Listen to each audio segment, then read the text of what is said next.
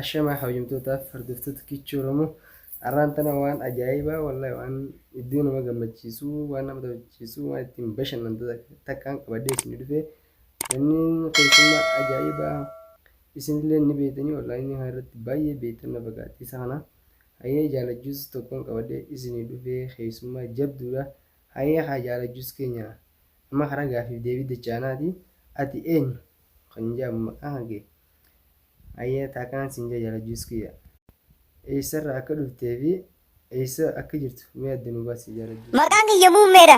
Kan inni irraa dhufe godina Harargee ba'aa aanaa uummata Mahammad araddaa milishaa keenya wayi ati baasa qabdaa wayi. Muummee keenya ijoollee ilmaan warraa fageessanii dhaluu jechuun maal jechuudha mee faranjii sibira tanatti.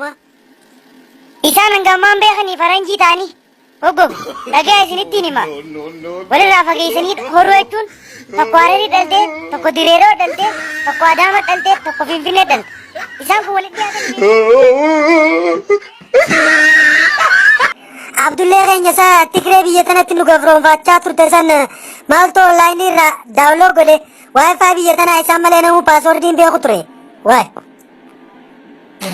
Way muummee keenya baasa qabdaatinumaa qeyroo qaba seete dhagaa wacaafaatiin onlaayinii irraa paaswoordii waayifaa isaanii cabsanii buusanii gaafa daawunii sana isa jirtaati.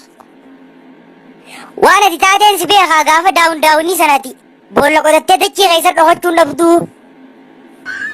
Papa aboo qeerroon Oromoo numa jabduudha. Maal Tigree qofa qeerroon Oromoo pirezidaantii biyya Arabaa inni taa'uu dinnaan hobiliin aangoo irraa bu'u. Hawjumtoota fardiftoota kichuu Oromoo gaafii deebiin teenyaa akkana fakkaatti waan nu dhageeffattaniif waan nu dhaabbattaniif baay'ee galatoomaa jiraadhaa jabaadhaa ulfaadhaa tabiraa walitti deemuutti nagayatti horaa bulaa